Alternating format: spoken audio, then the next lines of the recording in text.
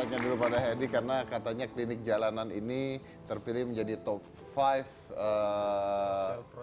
social project di Kuala Lumpur, Malaysia. Kenapa itu begitu? Jadi waktu itu ada teman dari Madain Kampus ngadakan kayak sayembara agar proyek sosial mereka dipresentasikan di hadapan seluruh mahasiswa se-Asia Tenggara pada saat itu. Jadi klinik jalanan coba mengambil peran untuk bisa menyebarkan virus-virus kebaikan.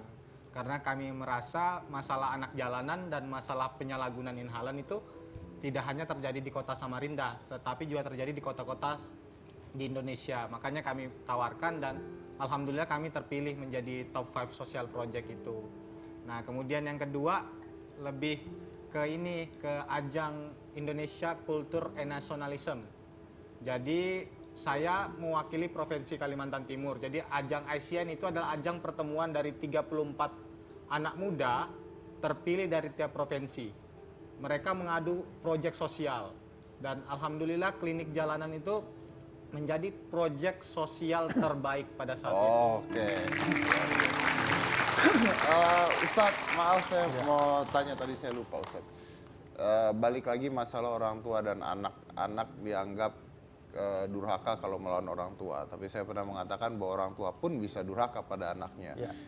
Kalau tadi kisahnya ceritanya tentang ini orang tua nggak mau anaknya sekolah, tapi malah disuruh kerja sehari dapat 200.000 Ustadz. Ini ada hukumnya nggak buat orang tua? Jelas, orang tua ini? ketika itu ada seorang sahabat datang kepada Khalifah, presiden saat itu, kebetulan presidennya Umar bin Khattab.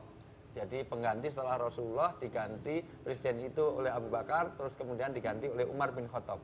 Maka ada orang yang mengadu karena anaknya bandel.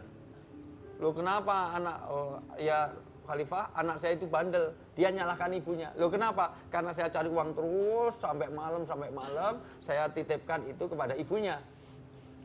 Loh harusnya kan ibunya yang didik. Maka kata Umar bin Khattab, kamu sudah menjadi orang durhaka sebelum anakmu durhaka. Loh kenapa? Karena sesungguhnya tugas pendidikan anak itu tidak hanya kepada ibu. Kalau ibu itu sekolahnya anak, maka orang tua adalah kepala sekolahnya. Jangan sampai anak menjadi komersialisasi, karena nanti tanggung jawab anak itu kepada orang tuanya. Bahkan ada orang tua yang terhambat ke surga, tiba-tiba harus diseru oleh anaknya yang di neraka. Dalam satu nasihat itu, kenapa? Setelah itu suruh julurkan lidahnya. Maka orang tua julurkan lidah dan digigit lidahnya itu sampai putus. Loh kenapa? Karena kamu jadi orang tua, lidahmu nggak berguna. Oke, artinya orang tua pun bisa melakukan hal yang salah pada anak ya. Nah, jadi jangan ditinggal syuting terus. Kipas. Iya, memang gitu. Betul nggak? Betul nggak, Dok? Betul. Ya.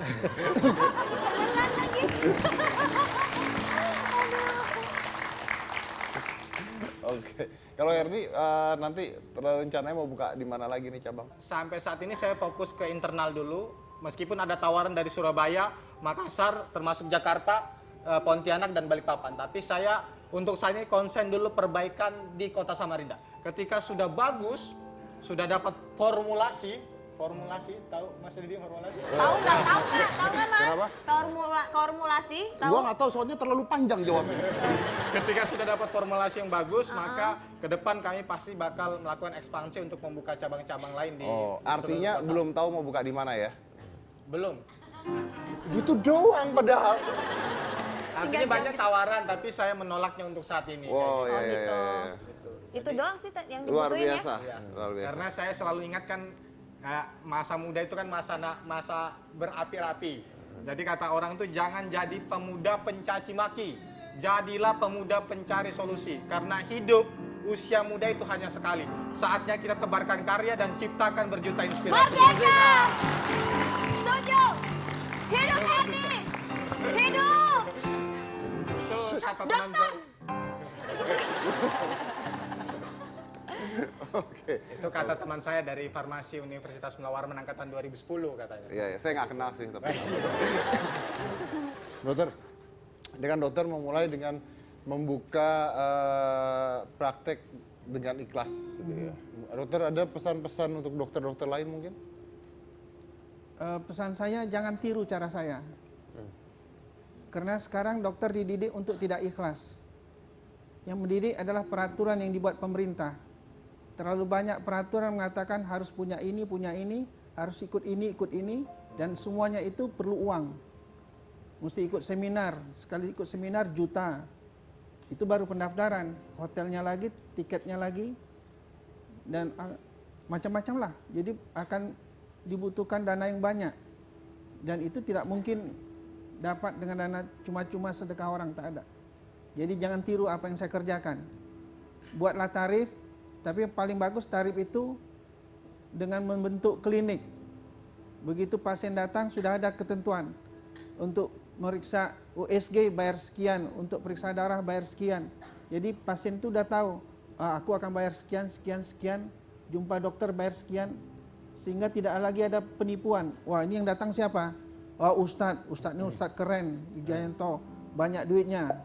Maka dibuat tarif yang mahal, ya kan? Nah, itu salah besar.